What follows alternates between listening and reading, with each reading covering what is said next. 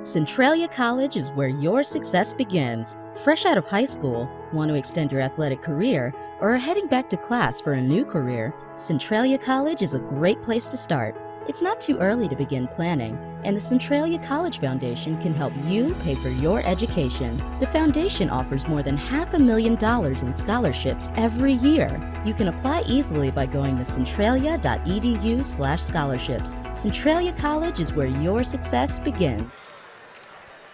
Well, here we are at Centralia College, Michael Smith Gymnasium, state tournament action all wrapped up for high school basketball. But this one tonight, all about fun. It's the Southwest Washington Senior All-Star Game for both the girls and boys here at Centralia College. I am Luke Kilgore alongside JB Ewers providing some color commentary, and then, of course, Noel Vasquez running the video stream for you guys tonight. This one completely free on Twitter and YouTube. Thank you so much for tuning in tonight. And JB, got quite a few studs here. It's been a long, grueling season, but we've seen a lot of great basketball, lots of good talent here tonight. Like you said, Luke, this is going to be a chance for the players just to come out and have some fun after the pressure situations they went through last weekend over in Yakima and Spokane. And so this kind of is a chance for them just to show off their talents and have a little fun to cap off a great year of basketball. And I know I look forward to these things every single year. I don't know if I've missed broadcasting one for at least 4 years now.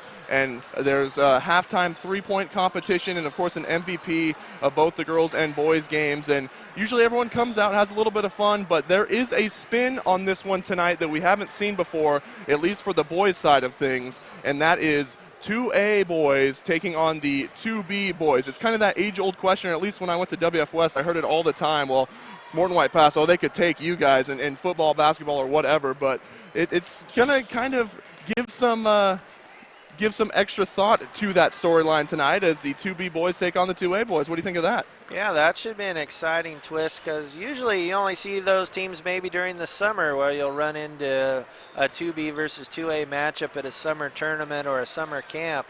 Here, and always the 2B guys, because I know I'm one of them that have been down there a long time. Chehalis and Centralia, they get a lot of pub and we don't, and it's kind of the little guys versus the big guys, and so here's a chance to see which one is actually the best for this season. Yeah, and so, I mean, that's a lot of the thing. You try to come out there and prove a point, right? But with All-Star Game formats, it's going to be interesting to see because usually little defense. I mean, everyone knows if that's watching All-Star basketball game before, that's kind of how it goes, is you just let them score. If there's, a wide open breakaway dunk, usually going to let them have it. But as far as the boys go, I mean, 2B versus 2A, you put that extra little bragging rights point to prove there. Maybe we're going to see some defense tonight. I don't know. Yeah, I think it'll be a little bit, there'll be a little more on the line than normal this time. Kind of like, how they tried to do at the NBA All-Star Game this year with the LeBron and Steph type deal where the winning team got more money for their charity. So I'm seeing that similar kind of thing here where there's going to be bragging rights to go with the winner of this game. Yeah, really enjoyed that, by the way. That was a great All-Star game there, and the incentive always going to be more of a motivator. But one thing else with this tonight is, of course, Centralia Colleges is put on by coaches. So for the boys, Jonathan McMillan, assistant coach for the CC men, he's the one who organized the teams, kind of got the boys game together. And for the women, head coach Caleb Sells for the CC women's team, he got this ball game together that we're going to see here shortly, about 6 minutes left until opening introductions. But there is that ulterior motive. Some of these girls and some of these men, they haven't seen yet. These coaches haven't seen yet, and there's a little bit of scouting going with this tonight, and let's see if maybe CC can get some good recruits out of this. Yeah, it's definitely a great recruiting tool, and I know there's a similar All-Star game like this that goes on in Longview where they use that to their advantage as well. So some of these girls will play here, some will go down to Longview and play, and so it's kind of a battle between, as we've seen in the last few years,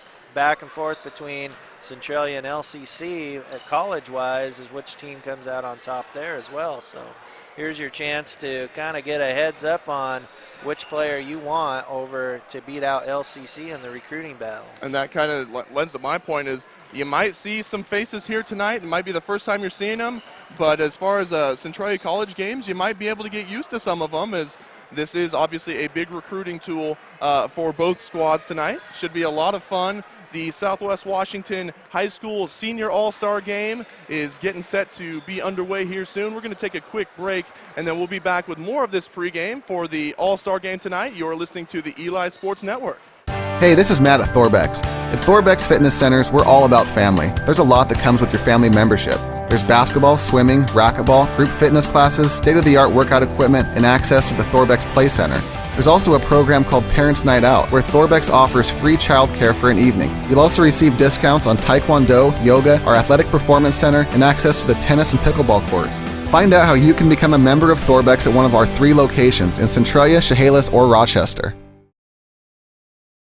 Working together for a common goal. That's what teamwork is all about. Tom and Karen Alderson and all the staff at Awards West Printwares congratulates all of our local athletes for the time and effort they have invested in learning to play their game and in learning how to be good teammates. At Awards West Printwares, we take a lot of pride in working as a team to provide quality custom awards, screen printing, embroidery, and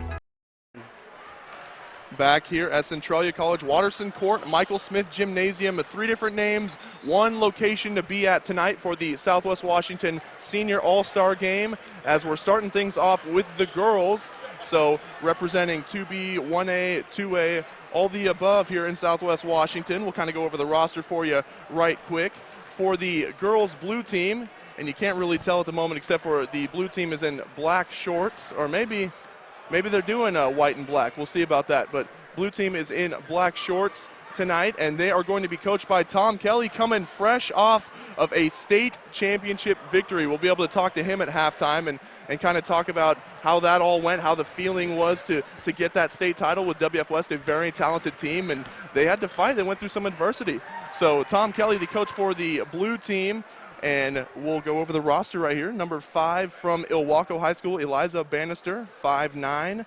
Number 12, Nikayla Airhorn from Castle Rock at 5'7". Number 15, Molly Olson, 5'10" guard out of Napa Vine. She's averaging 18 points, 7 assists, and 6 rebounds, or at least she averaged that during the season per game. Number 20, Anna Tauscher, 5'7", out of Toledo. Number 22, Becca Snaza, 5'6", out of Napa Vine. Number 23, Ellie Corwin, 6 foot, out of Centralia. And number 25, Quinlan Christian out of North Thurston High School, standing at 5'7".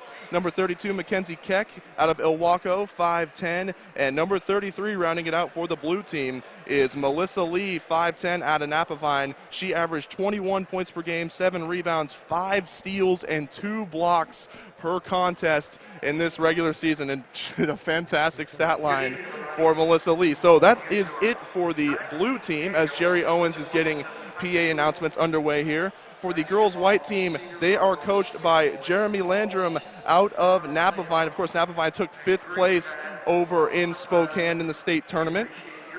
So Jeremy Landrum representing the white team. And for the roster on the white team, starting with number 5, Julia Johnson out of WF West, a state champion, averages 11 points per game on the season. Number 10, Stephanie Freed out of Mossy Rock at 5'4". Number 12, Rachel Wilkerson, 5'5", out of Centralia. Number 21, Kishara Romaine out of Timberline at 5'9". Number 22, Paige Moorcroft out of Mossy Rock, standing at 5'10". Number 23, Lindsay Nurmi out of Black Hills at 5'7". Number 32, Kiara Steen, WF West, 5'2", 13 points per game for her. Number 33, Kayla Gairns out of Shelton at 5'11". And rounding it out is number 34, Madeline Jacobson, 6 foot tall, out of Ilwaco. So lots of talent and a little bit of height, JB, on these rosters. Yeah, it's going to be a good battle. In these games, mostly the point guards kind of dominate because they're going to have the ball most of the time and get the ball up the floor. And sometimes, you know, it's a three-point fest, so it's kind of a guard-oriented type game. So we'll see if some of the posts, because I know both the Ilwaco girls come in at 5'10" and 6 foot, are outstanding players. And then we have Melissa Lee for Napa Vine as well. It looks like we're going to have the Pledge of Allegiance here right quick, so we'll rise for that. Pledge allegiance to the flag of the United States of America and to the republic for which it stands, one nation under God, indivisible, with liberty and justice for all. All right, apologize for the stop in action there. short and sweet with the Pledge of Allegiance tonight rather than a national anthem. Just want to get straight to the action here. And Jerry Owens going to introduce the starters, I believe, for the All-Star team tonight. So it says blue team here on the programs, but if you take a look on the right side, or at least you will see them on the right side of your screen, the blue team is actually in black tonight with some blue trim, but just something to look out for in case you're a little bit confused. The white team still the white team. Blue team is dressed in black tonight, as we are. Are we going through starters, or are they just going off the list? They're going to call everybody out, it looks like. So deservingly so. And we can go over that one more time for you guys as Jerry Owens is introducing them for the college. So on the floor right now, number 12, Nikayla Airhorn. Number 15, Molly Olson. Coming down court right now, Anna Tauscher, number 20. Becca Snaza, number 22. That's Ellie Corwin, number 23. And Quinlan Christian, number 25. Number 32, Mackenzie Keck, coming down the floor out of Ilwaco. And Melissa Lee, the star of the Napavine Tigers, along with Molly Olson, stepping onto the floor. And like we mentioned before, 21 points per game, 7 rebounds, 5 steals, and 2 blocks, an astounding stat line, and she dominated all season long. So going over to the white team, coached by Jeremy Landrum. Stephanie Freed out of Mossy Rock, coming down now. Rachel Wilkerson out of Centralia. Number 33 is Kayla Gairns out of Shelton, 5'11". And number 34, Madeline Jacobson, 6-footer out of Ilwaco. So the starters now is going to be number 5, Julia Johnson out of WF West, a state champion. Number 22, Paige Moorcroft out of Mossy Rock. Number 23, Lindsay Nurmi out of Black Hills. And we found that out from Coach Caleb Sells. She is already verbally committed to Centralia College, JB. So they've got a shooter and they've got a good team player in Lindsay Nurmi from Black Hills. Congratulations to her. That's exciting news. And very exciting news for the Blazers. Number 32, Kiara Steen. She just entered the floor, and that is number 4. So Eliza is moving from the blue team to the white team. All right. So number 4 on the white team, got to get that switched around here. So Eliza Bannister is going to be on the white team as number 4. Right. So get that taken care of, squared away, and Ilwaco taking 6th place at the state tournament over in Spokane. We saw that team, JB, a very talented set of players there. They have 3 really great players that are graduating this year, and then they had an incoming freshman who played really well for them at the tournament. They were one of the favorites to win it all over there at Spokane and just ran into a tough team from St. George that upset them there in the second round. So a tough break for them in their dreams of bringing home the state championship. But we saw them face off against Napavine in a tough heartbreaker there for Napavine as we're getting things underway here. And a white team controls the possession, and immediately we have an over and back call. We'll see if the officials are going to let them play a little bit tonight. It's an all-star game. Usually try to let the rhythm just carry itself. Yeah, they'll try to vanish as much as possible and not be out in the forefront. So inside is Ellie Corwin from Centralia for the blue team. No good. Kiara Steen running it in transition. She pulls up, kicks it back out to Becca Snaza, throws it away, and running the other way, up and in is Melissa Lee doing what she does best. And the blue team on the board with 2. She got a steal like you were talking about already, Luke, and took it coast to coast for the first points. So white team to inbound here. Kiara Steen, top of the key, with a smile on her face, of course. Fakes the pull-up, gives it over to Nurmi for 3, and she knocks it in. That's something the hometown crowd's going to be able to look forward to next season. That shot off the mark from Mackenzie Keck, rebounded by the blue team. Swatted away and saved by Molly Olson. Some excellent hustle there. Pulling up for three, and a little bit strong off the glass is Ellie Corwin. Coming the other way is Julia Johnson, giving it off to teammate Kiara Steen. Right elbow, she decides to take the three. Back that one out off back iron. Melissa Lee with the rebound, gets it stolen away. And that is Eliza Bannister. And up and in. That was like Julia Johnson on the 2 points after the turnover. Some full court passing here, trying to feed Melissa Lee inside. It is last touched by the white team. Both teams doing a nice job of passing, getting the ball up the floor, very little dribbling so far. So the white team up 5-2 off of the Lindsay Nurmi three and the Julia Johnson layup. And quite a bit of defense so far that we weren't expecting. And that always makes it a little bit more fun, right? Yeah. Competitive, more like a real competitive all-star game, or excuse me, basketball game. As Molly Olson tries to go up, gets her own rebound, and is fouled. You got to call that one. She's going to go to the charity stripe shoot too. She was fouled probably by 3 different players on that shot attempt. So Olson stepping up as they call that foul on Paige Moorcroft.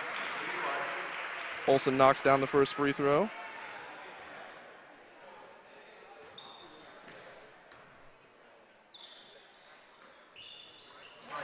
Rather, excuse me, she did knock that one down. Okay.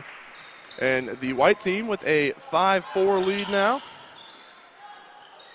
Kiara Steen driving inside, splitting defenders, wide open, three-pointer off right iron for Julia Johnson.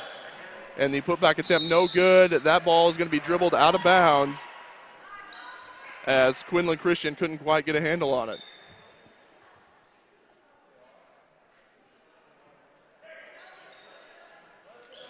So inbound is Steen. Nice pass. Blocked away by Corwin. Nice move there. And the ball is poked loose and going to stay with the blue team. Both teams playing excellent defense so far. Let's see if that continues throughout the game. So there's Ellie Corwin. Waiting for some help. Finds it in Molly Olson. She is doubled. She has it knocked away by the 2 WF West players, the 2 stars, Kiara Steen and Julia Johnson, and they're taking this one real serious. And they're playing their patented 2-3 zone defense. You don't see a lot of zone defenses in an all-star game either. And Tom Kelly noticing his now former players disrupting the offense. He's going to draw up a play here, calls a timeout. We'll keep it right here on the Eli Sports Network. It's Southwest Washington basketball. It's senior all-star night as the girls starting this one off. That was another twist that you see in these games, Luke, is where the coach is coaching against his players in this game, where Jeremy Landrum is coaching against his 3 Napavine girls, and then Tom Kelly is coaching against the 2 girls from WF West are on the opposite team. And that's kind of an interesting little storyline there, JV, is if you're a Twitter person, kind of saw Kiara Steen, who is actually the granddaughter of Tom Kelly, kind of a back and forth there of, you know, basically we're going to kick your butt, and Tom Kelly in return saying, well, we've got some press breakers here. I wouldn't underestimate our talent, and Steen firing right back at him, so we'll see. It just adds a little spice to the game, like we were talking about in the boys, the 2A versus the 2B part. Here's a little added spice to this game. So Moorcroft no good on the layup. Melissa Lee from Molly Olson. The classic connection is good as Lee is on the receiving end and knocks it down. Now the blue team with the lead for the first time in the ball game, and they get a steal, and they're pushing it. Here's Mackenzie Keck. Nice pass inside, off front iron, no good from Quinlan Christian. Putback attempt no good, but offensive boards aplenty for the blue team as Ellie Corwin puts it in. Just great passing as well. They got a lay-in after lay-in attempt, and then they finally finished. Julia Johnson over to Steen. Steen fakes, goes over to Nurmi, loads up. And back to Steen, who pulls up from deep. No good off back iron, but rebounded by Johnson. Johnson driving baseline. Kicks it out. Steen, near wing.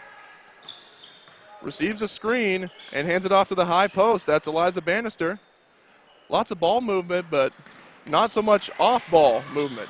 As Kiara Steen pulls up with 8 seconds on the shot clock, no good. And it's last touched by the white team, so blue team going to take possession here with an 8-5 lead. Both teams are just sitting in a zone and just daring you to fire from outside. And so far, you can see some tired legs still left over from the state tournament. A lot of short shots here today. Yeah, I mean, we are just removed from state weekend, so not much time to recover as Ellie Corwin knocks another one in, 4 points early on for her.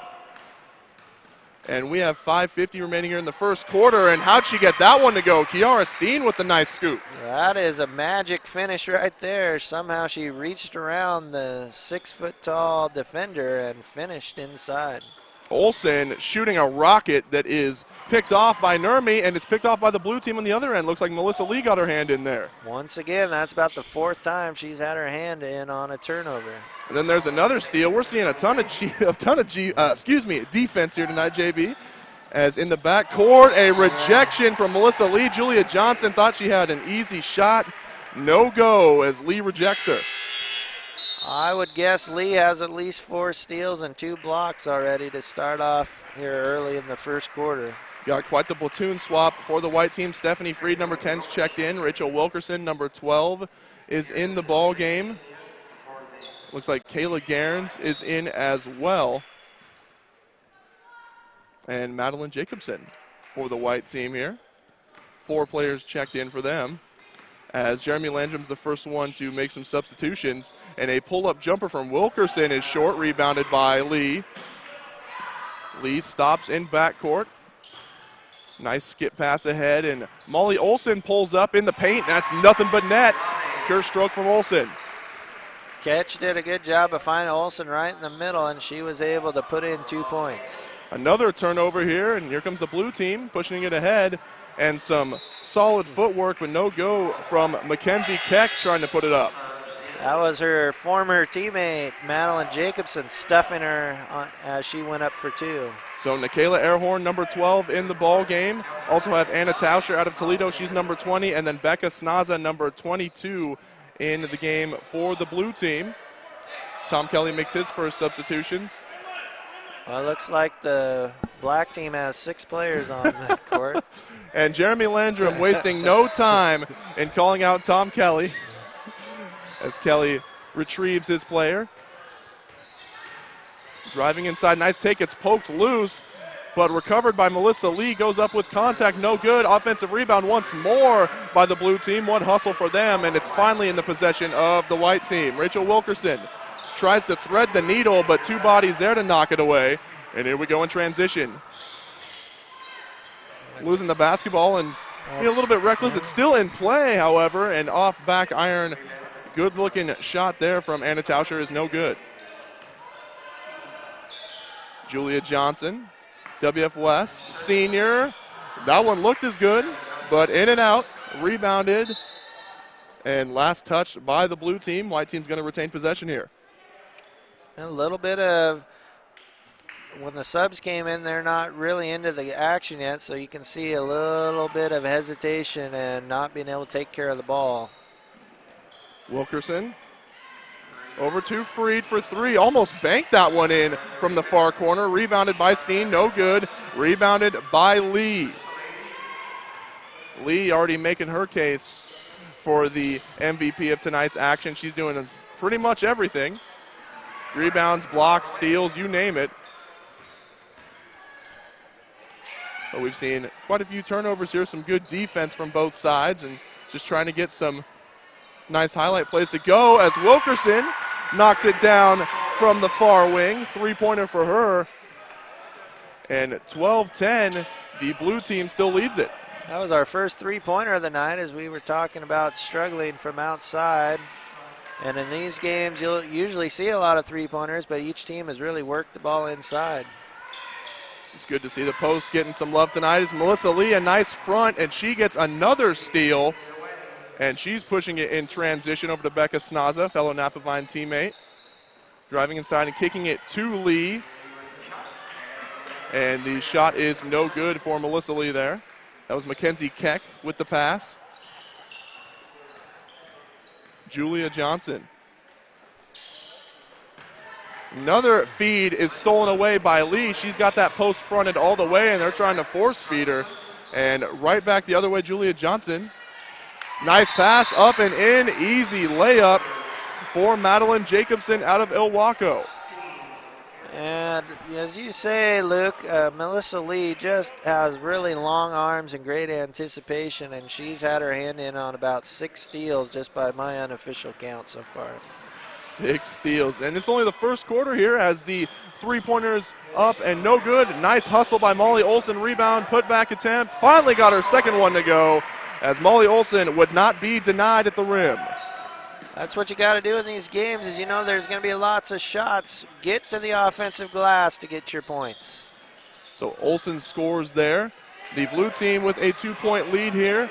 Almost blocked and stolen away by Lee, but the white team remains alive. I was about to say there was a lot of contact on that jumper. That was a nice little hip check on the jump shot there, but they did get the call. And that'll be Stephanie Freed getting to the line for 2 shots. So Mossy Rock's Stephanie Freed steps up to the free throw line here. No good on the first attempt. This is as coaches where you would like each of the players to at least get into the scoring column some way, somehow. And so here's a chance for Stephanie to get her first points. And she does. The second free throw is pure, and Freed splits the pair, but still trailing by 1 is the white team. There are about 1:50 remaining here in the first quarter. Molly Olson pushing it up ahead. That's Snaza. And over to Anna Tauscher. And inside is Lee. Throws up a floater, fading away. Up and in. That's what we were just talking about, Luke. She just snatched that pass. Was kind of an errant pass, and she just snatched it with one hand and made it look easy. Melissa Lee can cover for a multitude of sins on the basketball court as she gets another board there off the miss and hands it off to teammate Molly Olson.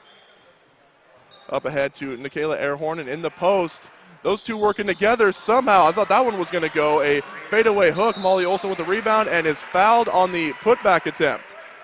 So from block to block, Lee and Olson trying to get some action going. That's the best thing to do in these games. This is what I would tell a player is, you know, you need to get to the offensive glass, get some rebounds, putbacks, and that'll help you settle into the game. And Molly Olson has done that. She's been on the offensive glass 3 or 4 times already. So Olson knocks down her third free throw of the ball game. She's 3 for 3. And there's the fourth. So Olson now with 8 points already here in the ball game. 18-13. The blue team leads the white team. Just over a minute remaining in the first quarter. Moving it around is Lindsay Nurmi for the white team. Kiara Steen receives a screen. And a nice floater, teardrop off back iron, rebounded by Kayla Gairns, who puts it up and in. A nice putback attempt there. That was Gairns made a great pass over to Jacobson, and she was able just to drop it in from 2 feet away. So Madeline Jacobson, my mistake there. 4 points for her now. As Molly Olson pulling up in the paint and hits another one. We saw a few possessions ago that exact same shot. Yeah. That's the best spot for her right there in that little elbow range. And nice hit there. That was number 32 Steen on that elbow jumper. And another steal. Nurmi off to Steen. Backs it out. Plenty of black jerseys in there to contest. And Steen pulls up top of the key. Off front iron. Hustles, gets her own rebound. Almost travels, and she does. And they can't help but call that one as Steen tries to put the spin move on. I thought they were going to let her get away with that one, but they eventually called it as she got away with 1 step early, but they weren't going to let her get away with 2. So that's the end of the first quarter. Some exciting action here so far as the blue team 20, the white team 17. We'll be back with more Southwest Washington Senior All-Star coverage here on Eli Sports Network after this. Hey, this is Matt at Thorbeck's. At Thorbeck's Fitness Centers, we're all about family. There's a lot that comes with your family membership. There's basketball, swimming, racquetball, group fitness classes, state-of-the-art workout equipment, and access to the Thorbeck's Play Center. There's also a program called Parents Night Out, where Thorbeck's offers free childcare for an evening. You'll also receive discounts on Taekwondo, yoga, our athletic performance center, and access to the tennis and pickleball courts. Find out how you can become a member of Thorbeck's at one of our 3 locations in Centralia, Chehalis, or Rochester. And back here at Michael Smith Gymnasium here in Centralia, it's Centralia College, and we've got the Southwest Washington High School Senior All-Star game tonight, starting things off with the women as the white team takes on the blue team, who is in black jerseys tonight. The blue team with a 20-17 lead at the end of the first quarter. Got your second quarter of action coming up. I am Luke Kilgore alongside JB Ewers and Noel Vasquez running the video stream for you tonight. Thank you so much, Noel. And JB, you know, with the substitutions, we talked about it, kind of some jitters, slow to start, but seems like both teams are starting to pick things up a little bit. Yeah, with the black team, it seems like the dynamic duo from Napavine have kind of taken over with Molly Olson and Melissa Lee have kind of carried the load for that team.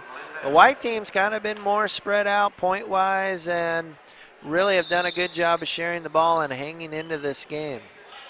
And as they tend to do, you're right, JB, Molly Olson and Melissa Lee kind of taking this one over, as they do, and both are doing well in the scoring column. And rebound there from Olson in transition, no good on the layup attempt was Quinlan Christian out of North Thurston, and Kiara Steen, top of the key, moving the ball around.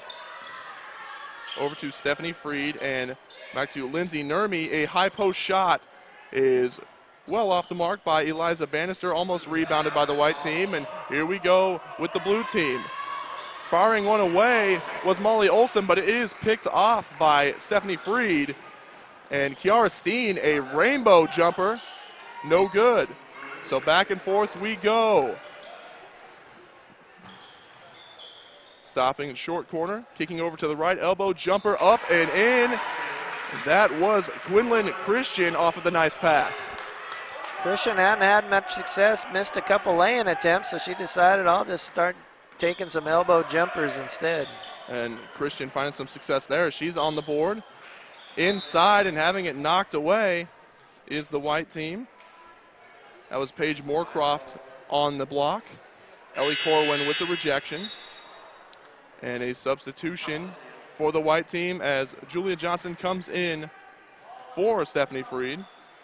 This is the first time the black team's been without Melissa Lee in the game, so we'll see what adjustments they've made. Yeah, got to let other people get their opportunities, right?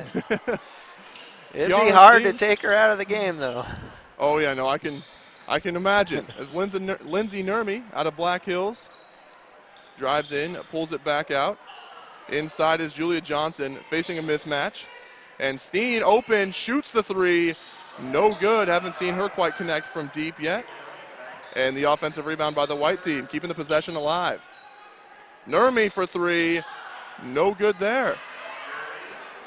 So haven't seen too much perimeter shooting from these guys. We've seen quite a few attempts as just inside appears to be the ticket. Paige Moorcroft knocks one down.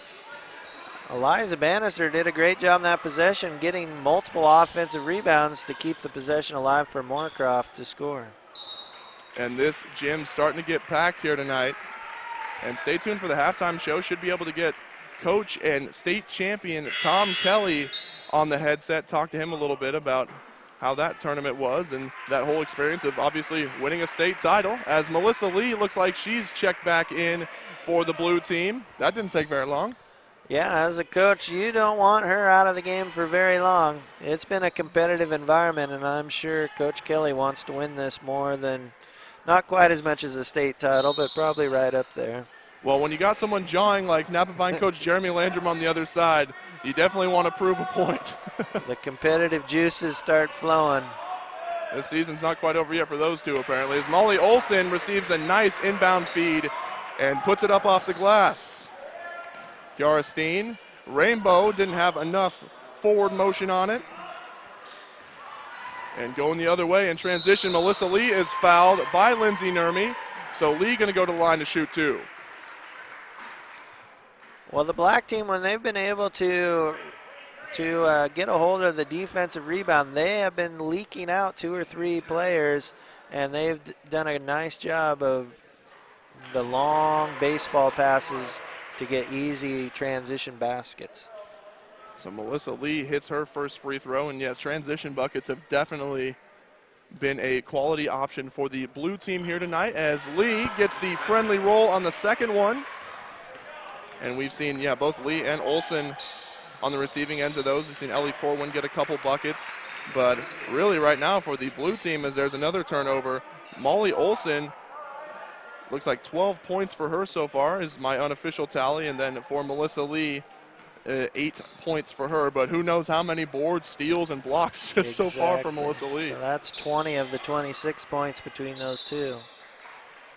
So the ladies taking over for the blue team, who lead 26-19, 7:16 remaining here in the second quarter. Thank you so much for tuning in tonight. This stream and all Centralia College streams are free on YouTube and Twitter.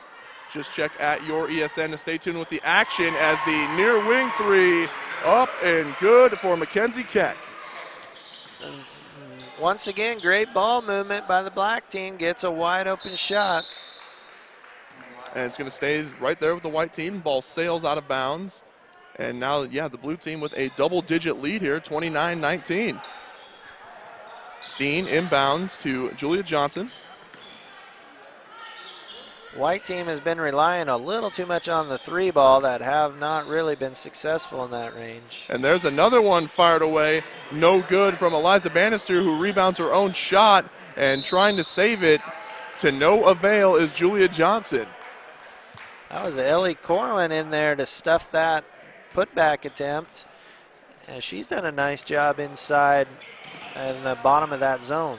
Beautiful pass from Molly Olsen, but not the right angle, but typical Melissa Lee's there to clean up the mess. Right place, right time. That's been the name of her game for her whole career. And receiving the feed, getting blocked, Ellie Corwin with another one. And in transition, here's the blue team. Lindsay Nurmi knocking it away, getting the steal in backcourt. And Melissa Lee jumps on it. Great hustle from her. It's going to stay with the white team on the jump ball. She's just able to do all those intangible things you talk about as a coach that you want players to do. Defensive rebounds, get your hands on the ball, offensive putbacks, and there, like you just said, hustle and diving on the floor.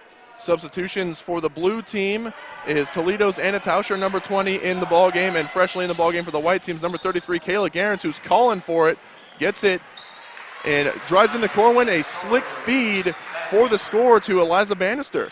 Yeah, the black team trying a half-court trap, and the white team that time was able to break it easily and get an easy basket. Nice feed there is broken up, but retained by the black team, or the blue team rather. And swinging the ball around with a fresh possession. And Anna Tauscher knocks one in from just inside the near wing three-point line. That's her game. She's a good catch-and-shoot player, and she caught it and just shot it. So Tauscher, 33-21 is Kiara Steen. There we go. She hits from the top of the key deep. It's her first three-pointer of the ball game. They're going to live or die with the 3, it looks like, tonight, Luke. Melissa Lee near half court. She was trapped, is able to break it. A floater thrown up and in.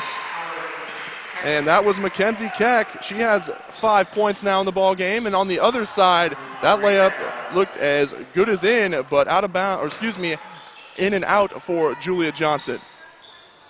Lee kicking it around for the blue team is Mackenzie Keck. Ellie Corwin not able to get the bounce on the short corner jumper. And here comes the white team. They trail by 11. That pass knocked away.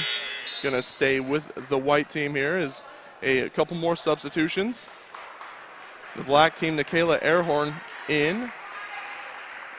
Nikayla is a first-team All-Trico League player from Castle Rock, so she's one of the few that are from Cowlitz County here tonight. So Stephanie Freed, freshly checked into the ball game for the white team, hands it off to Rachel Wilkerson, also newly substituted in. Nice feed from Wilkerson inside, and putting it up and in is Madeline Jacobson. Yeah, the white team's been effective when they've gone into Jacobson. They just haven't decided to do it much. Anna Tauscher pulls up, off the catch, no good. Rebounded by the blue team. No good on that one as well, and it looks like we're going to have a foul call on the ground. Going to go on number 33, looks like Kayla Gairns. It's her first. Not that anyone you would think would necessarily foul out of an all-star game, but I'm sure it's happened before. Yeah, I'm sure that would not be the first time, but hopefully no one will in this one. Jab step from Keck. Drives baseline. Kick out is stolen away by Stephanie Freed. She's gotten quite a few steals here tonight. Good work and hustle from her. Wilkerson, the same connection, up and in by Madeline Jacobson off the feed from Rachel Wilkerson. Yeah, that's the white team's taking a page out of the blue team's book there. A little coast-to-coast action with a nice pass for a lay-in. And this lineup trying not to rely so much on the three for the white team. Transition, Stephanie Freed pushes it just a little bit too far ahead. Not able to corral it is Eliza Bannister. And there's a turnover, but the white team chipping away on the blue team's lead. They're starting to figure out their recipe for success. They figured out they should not just cast away from three-point land all night. High post jumper, good look there, but off the mark for Mackenzie Keck. And it's last touch by the white team. Going to stay with the blue team here. Melissa Lee's hustle got him an extra possession here. Inside, tough shot, no good, but rebounded by Melissa Lee. You were just talking about her hustle. Spin move, she'll put it in, and she had plenty of contact there. Should have got the and one. That was a tough finish over the 6-foot Jacobson inside. Trying to feed it once more to Jacobson. And they do get it inside and blocked by Melissa Lee. And on the putback, staying with it is Madeline Jacobson. She's up to 10 points now. She's really come on strong here in the second quarter to get the white team back in the game. Tauscher pulls up for three, no good from the far wing. Rebounded white team. Eliza Bannister feeding inside. They're trying to just keep feeding Madeline Jacobson, and she is rejected once more. Steal near half court. Here's Rachel Wilkerson for the white team. Driving in, trying to feed Jacobson, but Melissa Lee right there, and she's the last one to touch it. Lee's on her way for a triple-double tonight, if not a quadruple-double by the end. And we do have the Centralia College folks doing stats tonight, so should be able to get all that and more for the halftime show. There's Stephanie Freed pulling up, trying to go back to shooting the three-pointer. That one contested. No good for her, but the white team still trailing 37-30, 2:14 remaining here in the first half. Lee inbounds to Olsen. And Olsen strolls up the floor. Moving the ball around. I don't know how she corralled that pass, and an even nicer feed inside to, looks like that was Mackenzie Keck scoring. Another great pass from Lee that time, and she got another steal. Lee absolutely going off here tonight, and Anna Tauscher feeds it over to Becca Snaza for the score, so Snaza's on the board. That's what we want to see, is everybody getting the scorebook tonight, Luke. Yeah, definitely better when you can share the sugar, but Melissa Lee, you'd think, by looking at her stat totals, you know, that she was, I mean, hogging the ball, but really she's just hustling for every play and keeping possessions alive and just stuffing the stat sheet tonight. She is just, like you said, she's just in on every play, and here she goes to the bench to get a quick break, because I'm sure Coach Kelly's not going to let her sit more than, well, I guess we're almost to the end of the to the half, so he might let her sit the rest of the half. Yeah, let her have halftime, as we will be having a halftime three-point contest for both games tonight, starting with the girls. Obviously, a nice rejection there, a foul called after the fact, but Madeline Jacobson meets Ellie Corwin at the rim with the stuff. I think he gave that to... Going to go on Jacobson. Oh, yeah, Looks he like did. from the scoreboard That there. looked like a good block to me from here, but a great interior passing led to that foul. Corwin scores her 5th point at the free throw line here as the blue team once again pulling away. 1:19 remaining here in the first half as Corwin's good on both. So 6 points now for Corwin. 1:15 remaining, 43-30. The blue team leads it. Pull-up jumper, high post, no good, but rebounded and blocked. Mike Corwin kept alive here in the post, doing some work for the white team. That was Kayla Gairns. And at the end, there was Madeline Jacobson. She draws the foul. Yeah, we talked about that early on, about the size of some of the girls in the game, Luke, and Gairns and Jacobson here have kind of taken over for the white team and helped them stay in the game. Jacobson off back iron on the first free throw attempt. This is her first trip to the line tonight. She's really played well here in this quarter and got into double figures. So Jacobson at 10, but wasn't able to score any more there on that trip to the charity stripe. And with 1 minute remaining here in the second quarter, blue team with the possession. Nice swing around. Anna Tauscher pulls up and banks in the tray ball from the far wing. Tauscher showing off her range. She'll take that one even if it's a banker. It was just one of those shots that you'll just take even if you didn't mean to. Nice and easy inside. Madeline Jacobson with the power dribble and puts it up and in off the feed from Stephanie Freed. The blue team now, 30 seconds remaining here in the first half. Nice no-look pass from Olsen. Baseline was Ellie Corwin. Some contact there, no call. Going the other way with the white team. The whole blue team bench wanted a foul on that one. Stolen away in the front court. Molly Olsen picked Jacobson's pocket. And going the other way, near corner three. Just in and out. Rebounded by Olsen, though. Jacobson not quite able to get a hold on it, and then she does. And at the buzzer, thought maybe that one had a little bit of life on it, but off right. And the halftime score, the blue team 46, the white team 32. So the blue team has this one in control. We'll take a break and be back with the three-point competition and the halftime show here on the Eli Sports Network.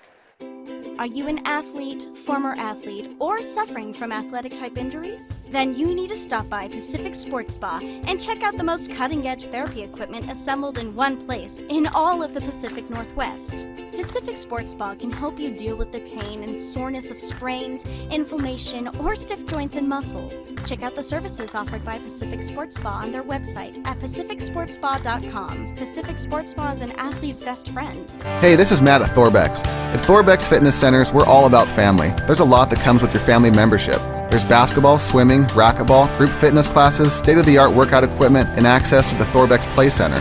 There's also a program called Parents Night Out, where Thorbex offers free childcare for an evening. You'll also receive discounts on Taekwondo, yoga, our athletic performance center, and access to the tennis and pickleball courts. Find out how you can become a member of Thorbex at one of our 3 locations in Centralia, Chehalis, or Rochester. Centralia College is where your success begins. Fresh out of high school, want to extend your athletic career, or are heading back to class for a new career, Centralia College is a great place to start. It's not too early to begin planning, and the Centralia College Foundation can help you pay for your education. The foundation offers more than $500,000 in scholarships every year. You can apply easily by going to centralia.edu/scholarships. Centralia College is where your success begins. Hey, this is Matt at Thorbex. At Thorbex Fitness Centers, we're all about family. There's a lot that comes with your family membership. There's basketball, swimming, racquetball, group fitness classes, state-of-the-art workout equipment, and access to the Thorbex Play Center. There's also a program called Parents Night Out, where Thorbex offers free childcare for an evening. You'll also receive discounts on Taekwondo, yoga, our athletic performance center, and access to the tennis and pickleball courts. Find out how you can become a member of Thorbex at one of our 3 locations in Centralia, Chehalis, or Rochester. Back here at Watterson Court at Michael Smith Gymnasium, Centralia College, as we've got some senior all-star action here. We're going to have a special guest coming on. We've got Tom Kelly of the state champion WF West Bearcats, whichever way is comfortable, Tom. Just make sure the mic's in front of your mouth. That's about it. All right, get him marked up there. How's it going, Tom? Going good. So we've got some three-point competition here. Kiara Steen, one of the competitors for the white team. Really, it's whoever ends up winning. It's not really a white versus blue thing at this point. But what do you know about Kiara's stroke? I'd assume a lot. Yeah, she can hit it. I mean, a little streaky, but she's a pretty good shooter, So we got Lindsay Nurmi, looks like starting it off. But Tom, looks like you need to watch that foot. You're a little bit inside the three-point line. Well, they got the college 3-point. Oh, okay, fair enough. That's just my lack of knowledge. Thank you. Hey, I appreciate you looking out for me, Tom. Keep me on my toes. So, fresh off of a state title, Tom, what was that kind of a run like? I mean, you have a dominant season. You do, a couple speed bumps here and there, but against some really solid teams. But then face some adversity in the state tournament and overcome it. What kind of a journey was that, and what does that say about the girls? It says everything about them. We were down in the semifinals, down in the championship game, and they found a way. It's all in here. They just remarkable girls. I'm telling you, they never quit. In the summer we were down a few games, and they came back and won. And it didn't. I never panicked or anything. I knew that we had a chance. With them, they would never ever quit. So, and that's kind of something that, as far as the state tournament, you don't really know until you get there. How did you prepare for all the noise and all of the distractions, and especially making it to a state title game? That place had to be packed. What did you do to prepare for an environment like that? Because that's pressure filled. Yeah, we had clipboards, for the, change defense, whatever, offenses and stuff like that, and. They played in big crowds on the way the district championship at St. Martin, stuff like that, and they were there last year, a lot of them, most of them were there last year, and they played a lot of basketball, so you're not really freaked out by that kind of stuff. You just got to play the game and go through the motions as you normally would. Yeah, and they don't ever take a possession off, defensively or offensively. Nobody does. No, I mean, you can tell. You look at the high-volume scores from this year, and, just go. And, I mean, the full-court press, especially that trap that you guys have, just really, no one seemed to have that much of an answer for it. Right. No, that caused teams a lot of problems, and we're pretty deep, too, You get out on the long court at state, you gotta have your legs, and for those 3 games in a row, and we had some kids come off, some sophomores and stuff that played big minutes for us, that didn't play a lot during the season. So those playoff stars kind of come out of the woodwork. Oh, boy. Yeah, Chloe Akins, she came in and played defense in the championship game and manned up on this girl and just played great. Great defense. I watched the film, she making her go left, and the girl didn't want to go left, and just played it so good. So, for the state final game against Archbishop Murphy, 64-52, but the score doesn't quite reflect how much adversity you guys overcame in that ball game, trailing for quite a bit of it. What were the comments? What were you guys saying? Try to stay pumped up, or was it never a doubt? How was that? No. We just said at halftime. I told them. I said, listen, I'm not going to quit till the time's off the clock. I'm going to fight till the time's off the clock, and I want you to fight with me. And I said, let's go. We changed the defense. We got that ironed out, and over there it's a long ways to the locker room, so we stay out at halftime, and we try to get shots up on those hoops. That you don't ever get to shoot on very much. And we shot 19% in the first half. We shot 60 in the second half. If the ball's going through the hoop, it covers up a multitude of sins. That's right. Everything looks bad when the ball's not going in. Well, and I'm sure, so this is something that I haven't quite heard from you, but I'm sure plenty of people have asked, to be able to coach your granddaughter, Kiara Steen, and to be able to go all the way and win a state title, what does that mean on a family and a personal level? Oh, it's there's nothing like it. At River Ridge, everything was the same. It felt the same, except I had a granddaughter on this team. And, I think there's been coaches, probably win a state title with a daughter on the team, but not a granddaughter, I don't think. You know what I'm saying? Yeah, absolutely. I think it's pretty rare, and it's a pretty special deal. So seeing, obviously, seniors Kiara Steen and Julia Johnson, 2 big players, but going towards the future, what do you think? Do you think the future is pretty bright for Bearcat basketball, the talent you've got right now? Big time. Absolutely. Yes. Yeah, there's all these young girls. We're pretty young, and it's real bright. A really good 8th grade class. And how about talk to us a little bit about when you first started and how the basketball has changed for you till now? When I first started at White Pass? Yeah. Well, it's a lot faster. The shooters are better. It's I think that girls basketball maybe took a step back in some respects here in the last year or two, but overall, I mean, like at the upper echelon of the teams are better than they ever were back then. They put more time in. The teams that are playing the AAU and putting the time in the summer and stuff are the ones that are winning, and they put more time in. So, it's a pretty big game. I mean, Archbishop River is like some college team, big and athletic, and so didn't they? So we'll let you get back to coaching. So you've got the break now. State's over, but what is a game like this? I mean, you're going against Jeremy Landrum. I'm hearing you guys jaw at each other a little bit. What does this mean? Or is this it means anything? Everything. I want to win in the worst possible way. I told the girls, I said, we want to win this game, right? So, yeah. Tom Kelly, the competitive spirit, never quits. Thank you so much, sir, for coming on, and good luck the rest of the ball game. Okay, thanks. Thank you. So that's Tom Kelly, WF West girls basketball coach and state champion, bringing home the gold ball on Saturday. They defeated Archbishop Murphy 64-52. Thank you so much, Tom, for coming on. And that kind of says a lot about the coach and the person he is. JB is he wants to win even this one in the worst way. Yes, sir. It just shows you the competitive spirit just never dies in him, and he's been successful everywhere he's been, and that's just that spirit he has inside of him that he can do it at this level for this long.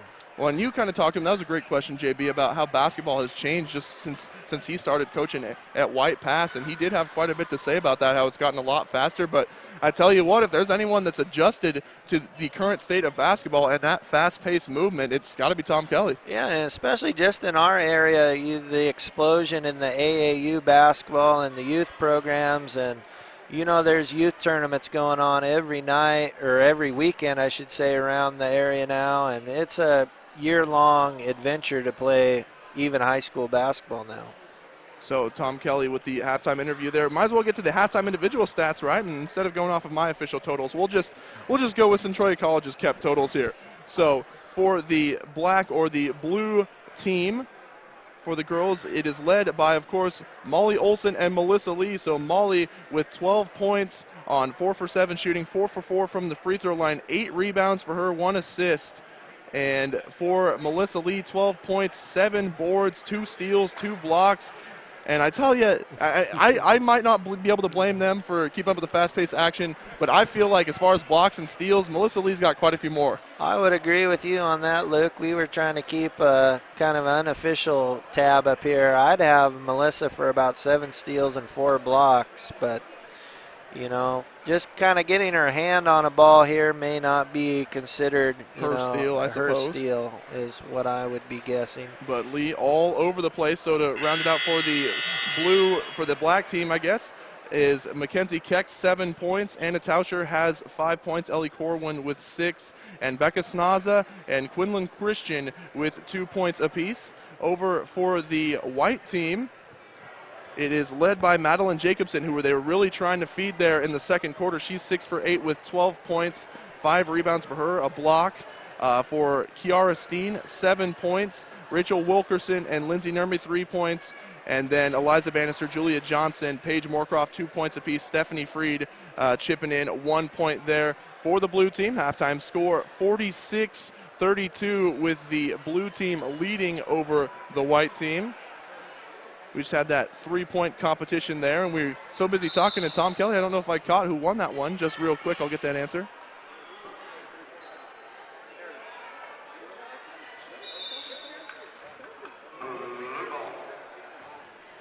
All right, so Lindsay Nurmi hit 17 shots in the final of the 3-point shootout there. Nurmi obviously quite the shooter, as we're getting things back underway here in the second half. And like you stated earlier, Luke, she's Centralia College bound, so. Yeah, a verbal commitment to Centralia College for Lindsay Nurmi, so they'll definitely be looking forward to that guard play and that fine shooting.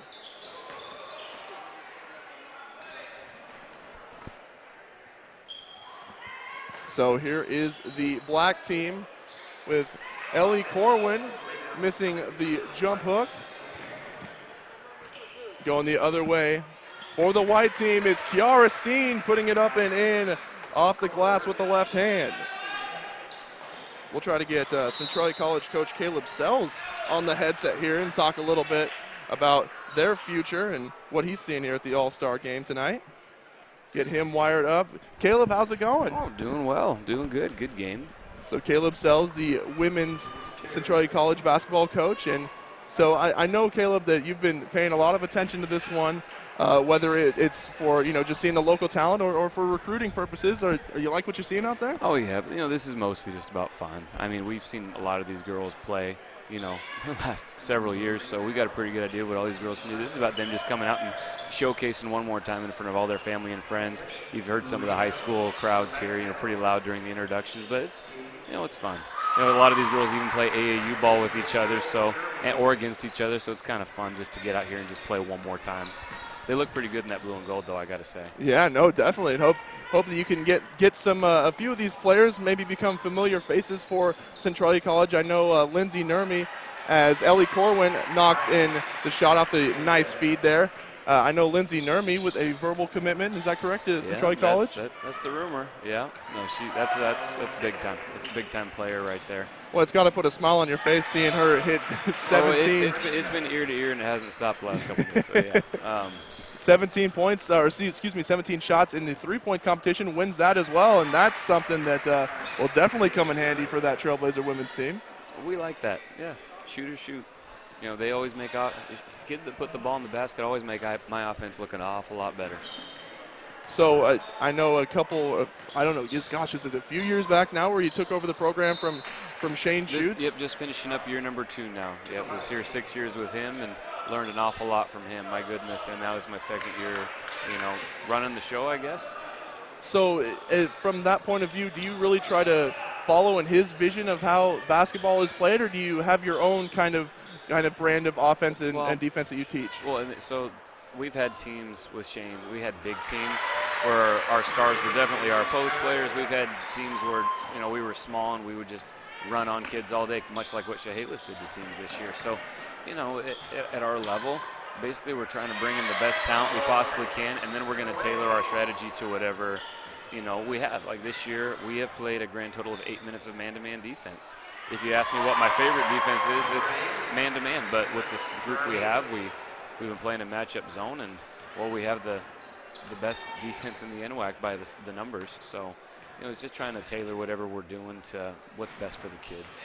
Try to showcase, because we want to move as many of these kids on as we possibly can. So we're trying to put them in situations where they can really shine and move on. Nice touch there on the basket by Mackenzie Keck for the black team. Going to be a timeout called. But Caleb, you're right. I mean, that's something that people don't really think about is at the community college level. You're trying to get them, above and beyond for those remaining 2 years. Absolutely. Or however much longer they pursue. We're trying to be a launching pad for them. So many kids I talk to are getting recruited by 4-year schools as well, and I tell all of them, if you get that 4-year look, if you get the fit that you really want, it's got to be the right fit. But if you get that, then go, my goodness. But if you don't, we've had a track record for a long time, even going back to when Gary Viggers was here.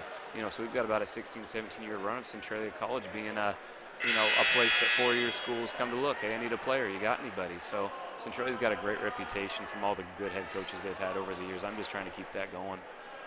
And doing a great job, I might add. Thank you. Coach, and we kind of talked about this earlier on in the season. You lost a few guards and a few crucial guards for that CC women's team. And you had to, completely change the game plan up and go more of a half-court offense rather than the transition tempo. Is that the preferred route, to go with the guard-heavy offense and defense and try to just be all over the floor? It's more exciting. We want to press. We want to run. We want to dribble drive. We want to shoot. We want games up in the 70s and 80s for us. We don't want the other team scoring that many points, but it's just more exciting for the kids to play. It's more exciting for people to watch, but much like you said, we lost a couple of those, and it just wasn't best for the girls that we had anymore. So we had to mix things up a little bit, and all the credit goes to them. They've absolutely worked their tails off and, completely bought into whatever me and KK and Lauren have been, selling them. So a lot of credit goes to those kids. Steen no good on the transition layup. Some more transition ball here, kind of looking like that Centralia women. I mean, besides the turnovers, of course, we'll scratch that out of the way. But got a lot of good ball here tonight, Caleb. Thank you so much for joining us. Absolutely. Thanks for having me on. Appreciate it. And thank you, sir. So that's Centralia College women's basketball coach Caleb Sells on the mic there, talking about some of the recruiting, JB, and he's liking what he's seeing tonight. Yeah, it's a good idea to be real flexible with your coaching like he's talking about. He's coaching to his players, not necessarily making his players adapt to his style. So that's a sign of a good coach. Nice adjustments there. Got to work with the talent pool you've got. Definitely, and there's a lot of talent out here tonight that he can choose from. Mackenzie Keck was the one scoring that one for the black team. And she was the 2B Pacific MVP, so she's one of the most talented players here going to St. Martin's next year. Quinlan Christian couldn't quite handle that transition pass. And you said that was Keck that's moving on to St. Martin's. That's awesome. Yes. We had the last one I remember, I believe, was Wakaikum's Bailey Olson moving on to St. Martin's basketball and had a pretty solid career over there. That is for sure. So St. Martin's a good little, or not little, I shouldn't say, a great basketball school to get recruited to, especially out of this area. The three-point attempt by Nurmi, no good, but offensive board put up and in. A nice deep jumper from Eliza Bannister. So 54-47, the black team leads this one. I tried to stay stubborn with it and call them the blue team, but let's just face it, black jerseys, they're the black team, no matter what the program says. I'm with you. They had a double-digit lead, and the white team's fighting their way back into this one. Going to hopefully make it interesting down to the last second. In the post, nice move and great footwork there from Keck is no good. Shot's just a little bit short, but showing some good moves in the post. Nurmi drives, kicks out to Freed. Freed inside, throws up a floater, no good. Offensive rebound and couldn't get the bounce. It's playing a little bit of hot potato volleyball here. And some contact on the putback attempt. So Moorcroft is fouled by Molly Olson. She's going to be shooting two.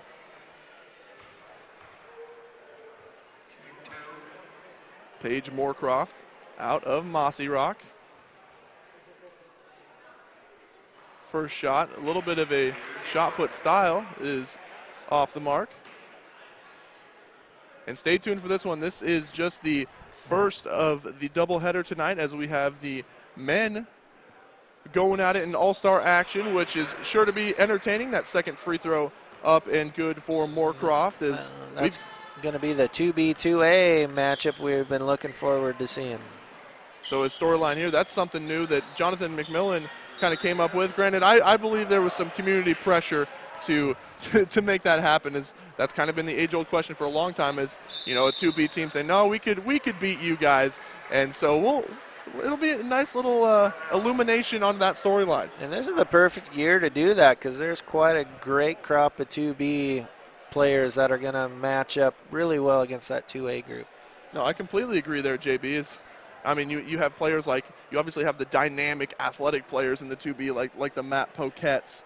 And then you also have the young, or excuse me, it is young, I should say, but the scrappy, small-statured players who play huge, like a one Cody Young. Reese Wallace is pretty darn good, especially at the rim, but more of a primarily a three-point shooter. But there's some good matchups there, and there is good size on both ends. Yeah, that's the thing that would surprise you is the 2Bs are not going to be outsized by the 2As. It's a pretty even matchup across the board.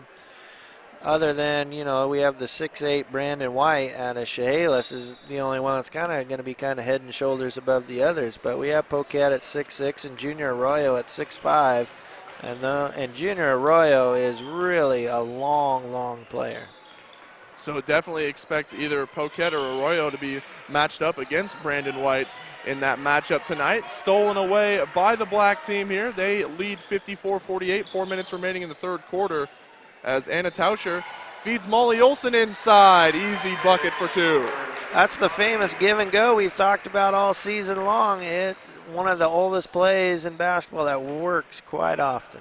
Well, we've seen the Napavine Tigers, man, they've really been taught some good fundamental basketball. Their off-ball movement, whether it's, on the defensive end or on offense, their off-ball movement, their cuts are crisp, and they get a lot of easy buckets, especially in transition. As a steal from Ketch, going back from coast to coast after the steal. So Keck with the layup. Mentioned that she is committed to St. Martin's, and nice drive on the baseline, trying to walk the tightrope is Julia Johnson. No good, but cleaning up the mess for the white team is Paige Moorcroft with her 5th point of the ball game. And we're going to have some substitutions here. Kayla Garenz, Kiara Steen checked in for the white team, as well as looks like Rachel Wilkerson in the ball game now, and there's a foul on the drive. Keck is going to go back to the free throw line. It looks like Mackenzie decided that she's seen enough of the Melissa and Molly show, so she's kind of been a little more forceful on the offensive end here in this 3rd quarter. Oh, thought that was on the shot, but looks like that foul was on the ground as Keck's going to inbound here, running out of time. And nice feed. Don't know how she saw through 4 different people, but nice inbound as Molly Olson throws up a left-handed hook. No good. Rebounded by the white team. Kiara Steen, she's pushing it. Hand off to Wilkerson. And inside, just shouldering her defender off is Kayla Garenz and puts it up and in. That is some powerful power move right there. What strength by Garenz as Olson's going to go the finesse route. Puts one dribble on the floor and puts it up and in with the left hand. That's what you were saying earlier, Luke. Move without the ball, and that's exactly what Molly did right there. Cut right down the middle of the lane. Pull-up jumper is pure at the free throw line, extended for Kiara Steen. Nice pull-up. White team's not going away.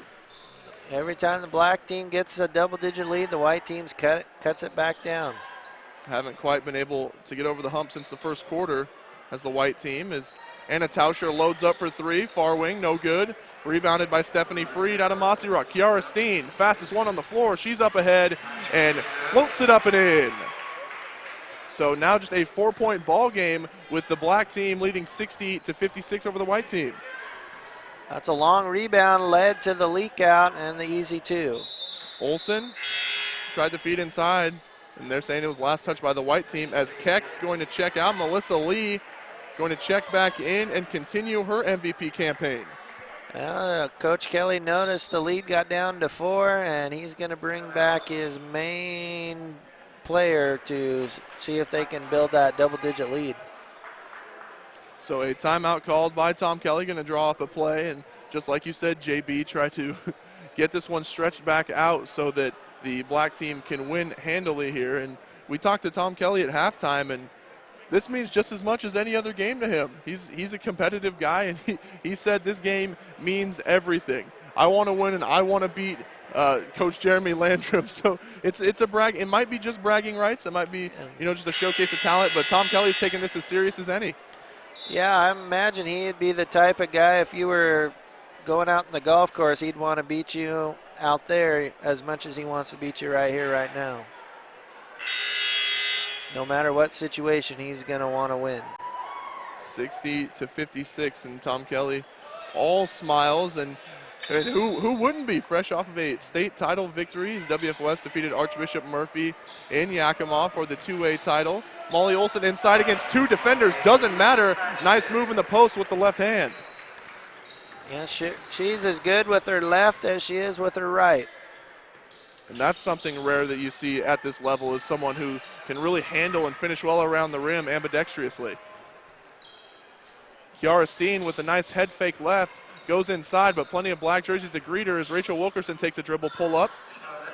No good. Rebounded by the white team, and no good on the putback attempt by Paige Moorcroft. Pushing it ahead is black team. Molly Olson top of the key. Inside to Melissa Lee. There were 2 white jerseys right there, 2 defenders around her, but she just snagged that pass away and puts it up and in. You can tell those 2 have played quite a bit of basketball together, as they just kind of were on the same page. Nice rocket there from from Olson to Lee, and the defenders didn't even know what happened before Lee was scoring. The near corner getting some pressure. is Becca Snaza. And Molly Olson gets contact, almost got the bucket, but no call there as the officials letting them play, as they usually do in the All-Star game. Rachel Wilkerson might have got away with the extra step there. And inside, able to keep the possession alive, is Kayla Gairns. 20 seconds on the game clock, 12 on the shot clock. Kiara Steen, this ball is all over the place on this possession. Thrown up a floater with 8 seconds, and up and in near the short corner is Kiara Steen. Nice Tony Parker-like shot there. That was a beautiful floater off one leg, and there's another. And there is Molly Olson answering right back with one of her own. 1 second, Steen's not going to be able to get a shot off. She throws one up anyway off the mark. So Olson gets the last laugh there in the third quarter. The black team 66, white team 58 here in the Southwest Washington Senior All-Star Games for the girls. And stay tuned for the boys on the Eli Sports Network. You're going to back after this. Centralia College is where your success begins. Fresh out of high school, want to extend your athletic career, or are heading back to class for a new career? Centralia College is a great place to start. It's not too early to begin planning, and the Centralia College Foundation can help you pay for your education. The foundation offers more than $500,000 in scholarships every year. You can apply easily by going to centralia.edu/scholarships. Centralia College is where your success begins. Back here at Centralia College for the fourth quarter of All-Star action. Of course, all the playoffs are now over, but this is for some fun, some competitive spirit, of course, and maybe a little bit of looks from college scouts, as it's the Southwest Washington Senior All-Star Game, starting out with the women here. And at the moment, going into the fourth quarter, it is the black team 66, the white team 58. I'm Luke Kilgore alongside JB Ewers and Noel Vasquez running the technical side of things. Thank you so much. And also, he's basically our coach recruiter. He's got 2 coaches over here to talk to us, and really appreciate that, Noel. Always nice work. But JB, I mean, we've seen the white team trailing by double digits, but they just have not gone away, as whenever the black team starts to rest on their laurels, the white team comes roaring back. That's what we were talking about, is this is for fun and all that in front of your family and friends and such, but there's also a competitive spirit to this, where both coaches have instilled that in their teams, that they want to win this game. And inside, the pull-up jumper is good for Paige Moorcroft, off the feed from Eliza Bannister. And Molly Olson swinging it around. Has double team there. And a three-point attempt up off front iron for Quinlan Christensen, kept alive by the black team. And up and in on the second attempt is Christensen. That's a great offensive rebound by Mackenzie Keck again, and nice pass. Three-pointer off the handoff. Eliza Bannister is pure. That's her second tray ball of the night. By my count, have 10 points for her this evening. 68-63, the black team leads it. And a nice feed inside as Keck feeds Molly Olson. And thought Keck was going to load up for a three. Good fake there, and Olson draws the foul.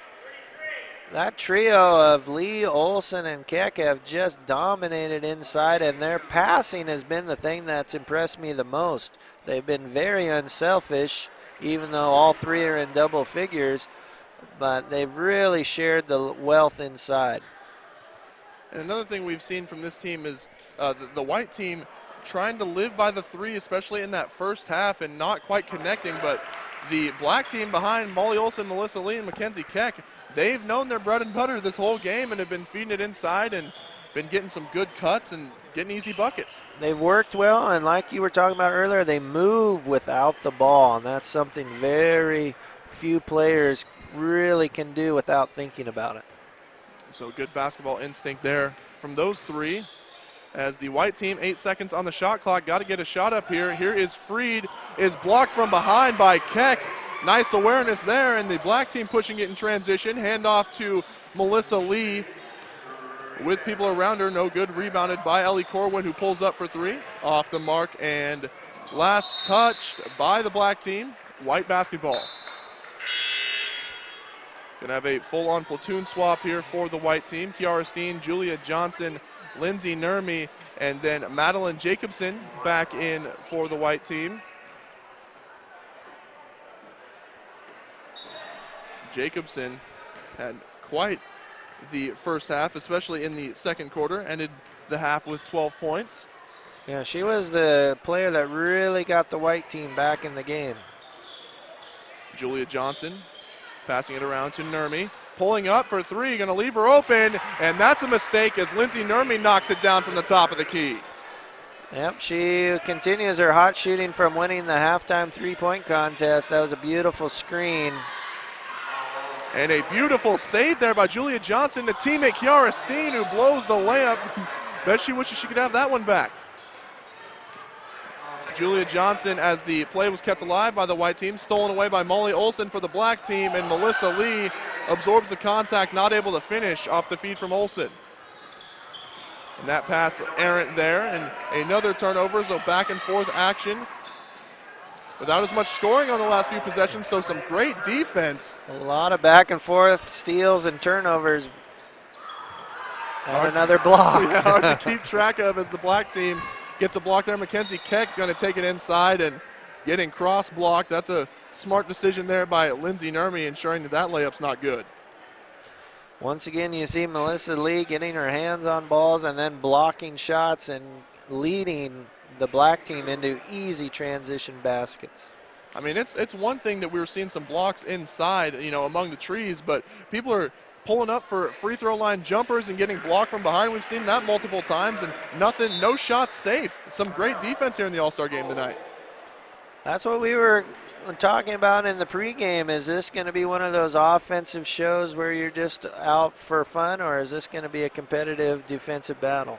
So they did take a full timeout. Tom Kelly did. He only leads by 4. 70-66 is the score. Black team leads over the white team. We'll be back after this on the Eli Sports Network.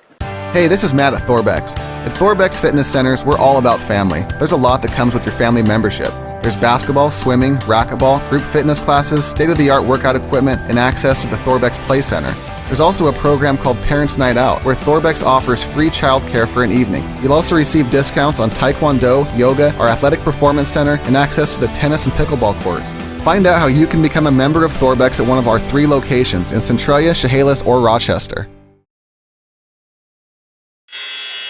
Back here at Centralia College on the Eli Sports Network, it's the Southwest Washington Senior All-Star Game tonight as the girls leading this one off. And we are early on in the fourth quarter. The black team leads 70-66 over the white team. So the white team roaring back here tonight and haven't quite gone away. And this is the closest they've had that margin for most of the game. Yeah, the black team tries to get out to a double-digit lead, but the white just keeps chipping away. And Mackenzie Keck good on that free throw. And trailing by 5 is the white team with Kiara Steen at the helm. Steen takes a screen from Jacobson. Fakes galore. She hands off to Julia Johnson for the 3. Looked good, but off the mark. Rebounded by the black team. Trying to push it up ahead. A dangerous pass that only Melissa Lee could grab. And she pushes 2 defenders away and puts it up and in. She just has that reach. She's like Gumby out there. She can just grab any ball that comes her way. Melissa Lee, and then Mackenzie Keck showing off her finishing and body control with the layup.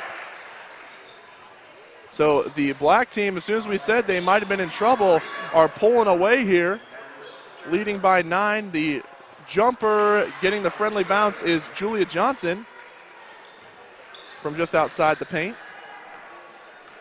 And Molly Olson crossing the timeline slowly here.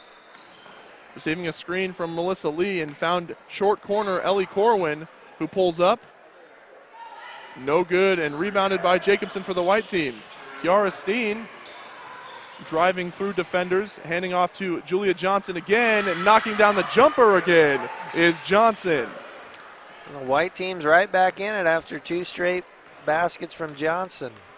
So Johnson and Steen, that friendly connection, both on that WF West Bearcat State Championship team, and the studs behind it. The Tom Kelly game plan of full court trap, full court press all the time, and they've got their work in. I'm kind of curious what their mileage is on the season. It's got to be huge. Yeah, they've gone through a few pair of shoes with all the running and trapping they do. Black team to inbound here. They lead by 5.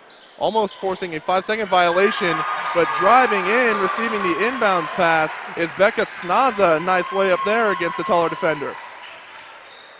Julia Johnson trying to make it 3 for 3 on the last 3 possessions. No good there, but she works hard to get the offensive board. Short on the three-pointer, and laughing that one off is Kiara Steen. Yes, I think she put a little too much air under that one, as she was thinking Melissa Lee was coming out to swat that one. So she put a little extra arc on her shot. Olsen over to Keck, who drives inside, barrels her way in, is doubled, is somehow able to get the pass off to Melissa Lee, and trying to force it in. A good pass to Keck is Lee, who is fouled. Once again, the post-to-post passing has just been exceptional for the black team. So looking to inbound here, and doing so is the black team. That was Quinlan Christian, and they lose the ball out of bounds. White possession here. They trail by 7. 5:01 remaining in this all-star game. Kiara Steen, crossover, driving inside, looking for anyone open, finds Nurmi. Far wing, Nurmi dribbles it around to Steen. 15 seconds on the shot clock here. Steen driving inside, splits defenders, and a nice scoop layup up and in off the glass. That was a great way to split right between the defense to get an easy 2. Beautiful scoop off the window for Steen, and a three-pointer trying to go off the glass is Keck, no good. And in transition, here is the white team. Getting rejected, but there's going to be a foul call as Madeline Jacobson went up and was swallowed up by Mackenzie Keck. And yeah, her former teammate's not even going to look at her on that one. Oh, you got to figure that they've seen that at least a couple times in practice, you right? You would think. There was no sympathy on that. Jacobson up and in with her first free throw attempt, and you kind of mentioned this earlier, JB. Mackenzie Keck might be going for that that MVP award, and so she's not taking any prisoners here tonight. No, it's an all-out war here. They're going to go down to the wire. We're 4 points with 4 minutes to go. 77-73, the black team leads. 4:08 remaining here in the ball game. Molly Olsen has it stolen away. That was Lindsay Nurmi, and then Julia Johnson picking it up. And Kiara Steen in transition kicks it out to Nurmi. Moving the ball around is Bannister. And then Steen wide open near corner 3 off the mark. And the save is right into the hands of Julia Johnson. Wide open three-pointer there, no good. From Eliza Bannister, still kept alive. The white team really saving this possession, and the Nurmi 3 is no good before the black team finally corrals the rebound. And then just like that, in transition, the pass is off the mark and not able to handle it. The black team turns it over. And Jacobson did a nice job of getting the white team 3 open looks at threes. They just could not cash in. So the white team, the window of opportunity left wide open for them as Kiara Steen's at the top of the key. Steen waiting for the screen from Jacobson. Hand off to Nurmi. Loads up, thinks better of it, and decides to go to the top of the key. I'll take that one, and no good there. And almost able to get the steal is Kiara Steen in the backcourt. But JB, as we've seen these last few perimeter shots, no good. Maybe try to feed it back into Jacobson, who's doing some great work in the second quarter. Yeah, she's been their go-to person, but they have decided to cast away from three-point land like how they started off the game. And that wasn't successful for them then, and it's not being successful now. Jacobson wanted to get right back at Mackenzie Keck there for the block earlier, but a likewise outcome as a shooting foul is called. Keck's going to be shooting 2. There's our first one up and in. Yeah, it looks like we have a 3-horse race for that MVP award between Lee Olsen and Keck. And as long as the black team holds on to the lead, one of those 3 should come away with that MVP award. And Keck knocks in the second free throw. A 6-point ball game. The black team leads it. Just under 3 minutes remaining here. Kiara Steen goes through 2 screens, and Julia Johnson drives inside, throws up a hook, no good. Rebounded by Olson. Olson heeds the Wolf call and backs off near half court. Actually going to run a little clock here. Trying to secure the victory just like Tom Kelly would. And Molly Olson, that's a good way to secure the victory as well as she goes up and in with the left hand. Yeah, they did a little 4-low and cleared out for her, and she was able to take it with her left hand. Once again, we talked about her left hand is probably even better than her right hand. And there's a three-pointer for the white team. That's Eliza Bannister connecting on her third three-ball of the evening. And we're going to have a full timeout called here as the black team leads 81-76 over the white team here at the Southwest Washington Senior All-Star Night. Thanks for tuning in, and we'll be back after this on Eli Sports Network. Centralia College is where your success begins. Fresh out of high school, want to extend your athletic career, or are heading back to class for a new career, Centralia College is a great place to start. It's not too early to begin planning, and the Centralia College Foundation can help you pay for your education. The foundation offers more than $500,000 in scholarships every year. You can apply easily by going to centralia.edu/scholarships. Centralia College is where your success begins. And here we are for the conclusion of the girls Southwest Washington All-Star game tonight. It's a senior All-Star game as the black team holding on to a 5-point lead, 81-76, 2:16 to go in this one tonight. I'm Luke Kilgore alongside JB Ewers. Got Noel Vasquez running the video stream tonight. And the black team with Molly Olson going to take the possession here. That was a big three by Bannister right before the timeout. And a little bit too much pressure there from Lindsay Nurmi as Olson is going to draw the foul. And the black team's going to inbound. We're using the college rules here as they're going to give 2 shots at the 5th foul here in the 4th quarter. And that is somewhat new as far as Centralia College. The 4 10-minute quarters rather than the 2 20-minute halves is Olson no good on the first free throw. But with that change comes different fouling rules. So every quarter, 5 fouls, and it immediately starts going to 2 shots. That's a very new rule, so I'm not sure maybe a lot of the players didn't realize that either. Olson splitting the pair at the free throw line. Kiara Steen somehow retains possession but throws it away. Mackenzie Keck with the steal for the black team and pulls it back out. She's met by Julia Johnson, and a skip pass inside intended for Quinlan Christensen is knocked away by Steen. So Ellie Corwin in the ballgame now for the black team. Of course, Corwin out of Centralia High School. One of the many seniors here tonight as she goes to inbound. Finds Olson, who is triple teamed, and Corwin fires up a jumper, no good. Of course, rebounded and put in by Melissa Lee. Guess who is all over it again? So Melissa Lee putting up some huge numbers here tonight as she strengthens her MVP campaign for the evening. Kiara Steen for the white team. Nice wraparound screen there by Jacobson. Is screened by Steen, and there's screens galore, but not too much happening with single digits left on the shot clock. 7, 6, 5, and the white team's got to get a shot off. Steen throws up a floater, no good. And with 1:10 remaining here in the 4th quarter, the black team with a 8-point lead. So just got to take care of the basketball now. I feel like making some buttons and T-shirts for Melissa Lee for MVP award here. Yeah, and I'd say, I'm not sure, Melissa Lee making a strong statement for MVP, and if not, got to give it to Keck, but I don't know, got to look at the totals. I mean, it's really anyone's game as that's a three-pointer up and in there. Looked like, was that Keck? Putting it up and in, showing off her stroke from deep.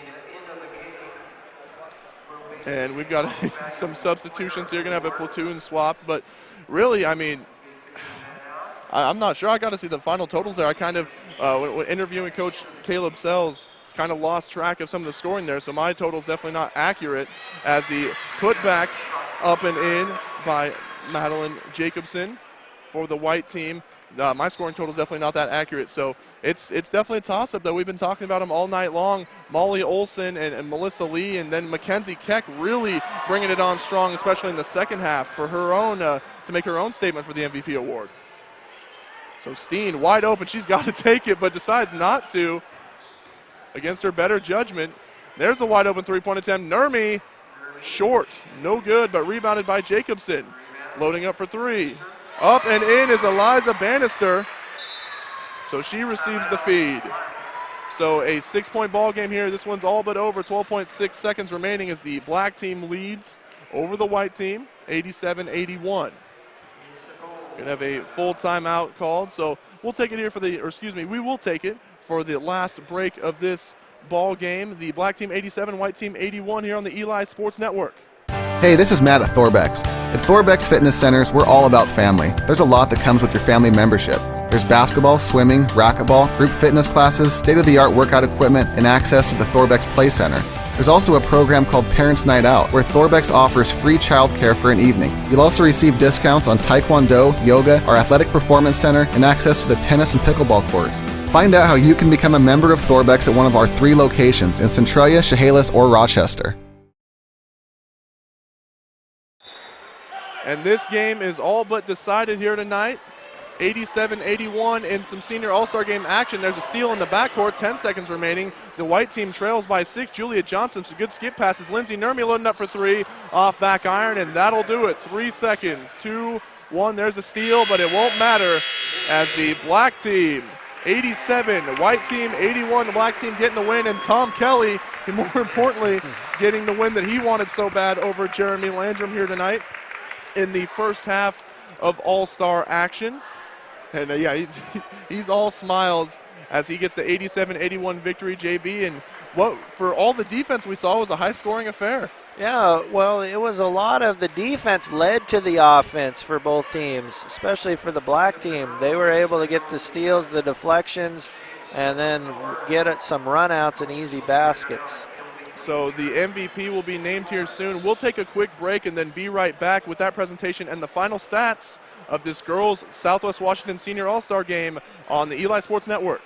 Centralia College is where your success begins. Fresh out of high school, want to extend your athletic career, or are heading back to class for a new career, Centralia College is a great place to start. It's not too early to begin planning, and the Centralia College Foundation can help you pay for your education. The foundation offers more than $500,000 in scholarships every year. You can apply easily by going to centralia.edu/scholarships. Centralia College is where your success begins. Are you an athlete, former athlete, or suffering from athletic-type injuries? Then you need to stop by Pacific Sports Spa and check out the most cutting-edge therapy equipment assembled in one place in all of the Pacific Northwest. Pacific Sports Spa. Back here just in time for the presentation of the MVP award of tonight's Senior Girls All-Star Game, Southwest Washington Senior All-Star Game. It's Molly Olson. And taking a look at the final numbers, you can tell why. 25 points, 11 rebounds, 4 assists. So Molly Olson doing it all tonight. I'm Luke Kilgore alongside JB Ewers on the call. And this girls' senior all-star game is about wrapped up, or is wrapped up rather. The black team winning 87-81 over the white team. And Molly Olson, congratulations to her, JB. She was showing out tonight. We weren't sure it was going to be between Melissa Lee and Mackenzie Keck. And we'll get there in just a sec, but Molly Olson, leading scorer with 25 points. She gets the MVP award.